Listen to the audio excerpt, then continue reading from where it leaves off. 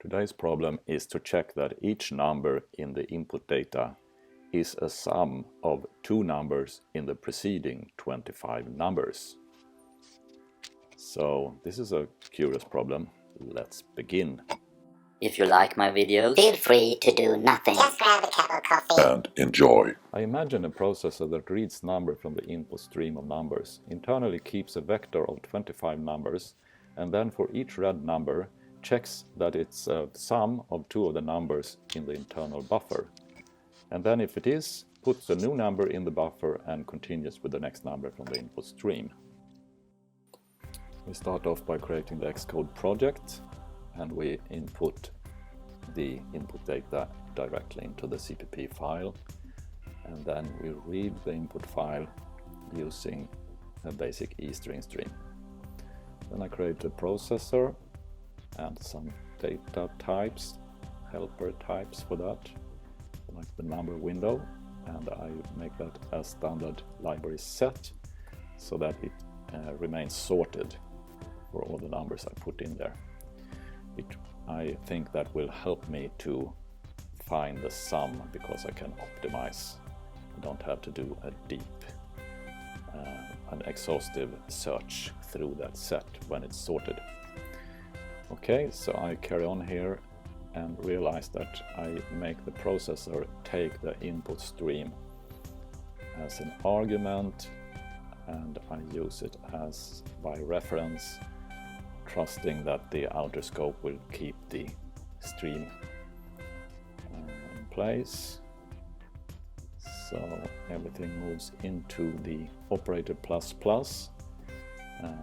I go down that path because then I can do a while ++ processor until I return fail when the processed number is no longer a sum of two of the numbers in the internal 25 number buffer.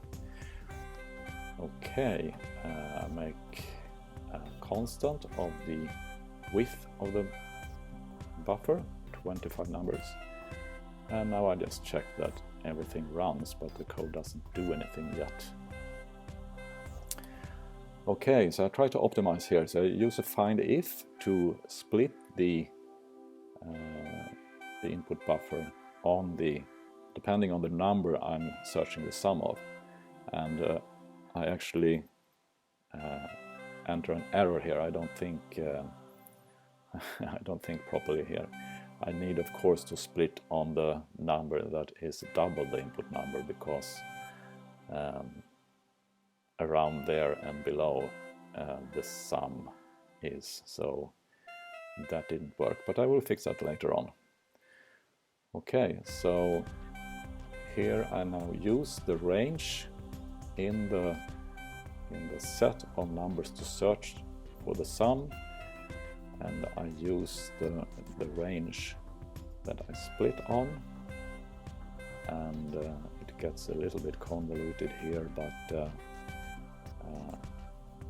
I simply check if the sum of the current two numbers are higher or lower than the number I search for, and if it's lower I just iterate the lower iterator, and if it's higher I reverse the higher iterator, and in that way I hope to converge on the two numbers that actually are the sum of the search number. So a lot of cleaning up and fiddling around with the code here, building it up from scratch.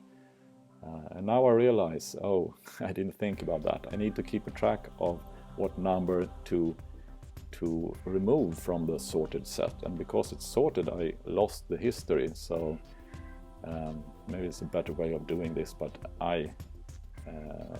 first I think, okay, I can just remember the 25th previous number, but that of course doesn't work. I need the whole history. So I simply add another vector that is the actual history, and now we get a kind of little complicated way of updating the process number, because that process number now has to go into both the set of the 25 lost numbers and into the history. So what I'm aiming for here is to first allow for both of these buffers to be less than the number window width, and then of course it's easy just to insert in both of them.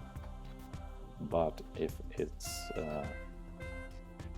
not, that is, I must keep it at a number window width, I need to rotate the history buffer and then replace the last number there with a new one. And then before that I use the last number in the history buffer to know what number to remove from the set of numbers. So, well, this is what happens when you just go for it, and this is a quick and dirty, so I just carry on. And here's the answer. I'm just checking that I got an answer that actually is in the list, because I got a little surprised. I hadn't looked into the in-data that the numbers were growing so fast, but of course they were. And now I realize that this rotate doesn't work, and it's because I didn't take my time to call the rotate, standard rotate, correctly. You can see there that it doesn't rotate at all, and now I'm checking what I don't understand. And of course, rotate left means I have to, the second argument to rotate must be the begin plus 1, so that it rotates left. But there you have the answer, and I enter it and just go for it. And it was the correct answer, so thank you for watching, see you next time. Wait, the search optimization should of course split on number and not twice the number. Twice the number, it never kicks into effect. So there you have it. Thanks for watching, see you next time.